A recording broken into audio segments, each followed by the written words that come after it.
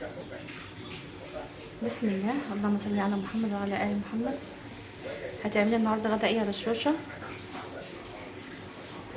يلا نسمي بسم الله ونشوف هنعمل ايه. اول حاجه معانا هنا شويه زيت، هكمل عليهم كمان شويه. بسم الله.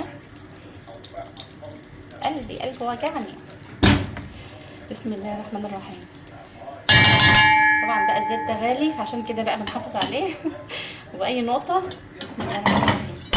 طبعا معايا هنا ايه ده لسان العصفور. هو اول حاجه انا بشتريه سايب، جميل جدا وكويس، ولا بيعجن ولا حاجه، ويعني كمان اوفر من من اللي هو في الكيسه وكده.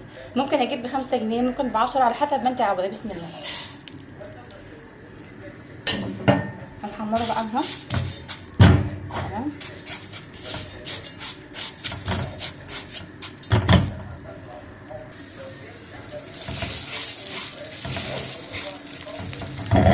بسم الله. اللهم صل على محمد وعلى ال محمد. طبعا اكيد يهمني رايكم، ومن اي مكان بتتابعوني. واهم حاجه الاشتراك عشان القناه تستمر باذن الله.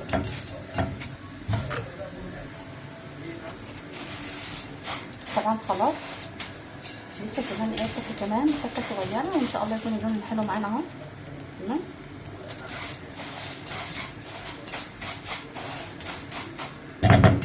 مش عارفه الزيت ده عامل يغوي لي كده، الله المستعان. كده خلاص. طبعا معايا هنا اهو طبق شوربه. بسم الله.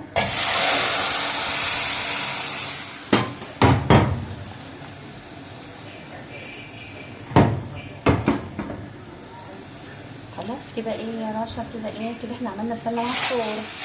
سهله جدا، اسهل من كده مفيش. طبعا هنزود كمان شويه ميه علشان دي مش هتكفي، لان هيزيد وكده. شايفين جماله وحلاوته. طبعا بقى المكونات فيه اللي هو التوابل والملح والحاجات دي كلها كانت في في الشوربه، فمش هنحتاج غير ممكن نسبه ملح صغيره، وهنشوف. طبعا هو هيحتاج ميه وكده. ماشي. تمام يا رشا، تمام يا رشا. طيب نشوف بقى نشوف الحوض كده نظامه بسم الله. نعم. عايزين نجيب بيبسي. هو نسالها ذره ملح صغيره.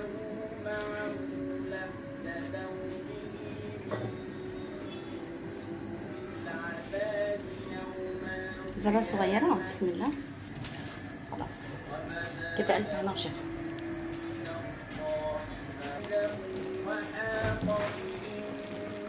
ايه الجمال ده يا رشروش؟ ايه ده؟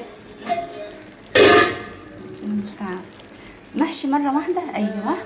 اول حاجه كان عندي الورق الخاص ده. تمام. ده ورق خاص. اللي بس فيها ملح.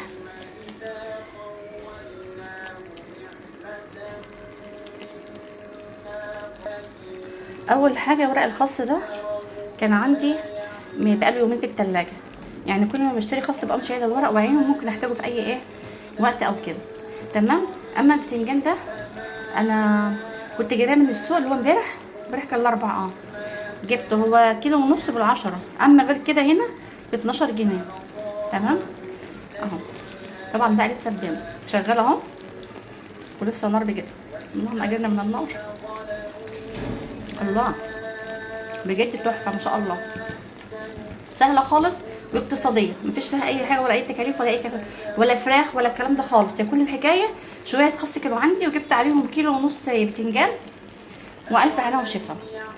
طبعا بقى ما تنسوش اللايك والاشتراك، عشان ان شاء الله يوصل لكم كل جديد. في امان الله، مع فيديو جديد ان شاء الله.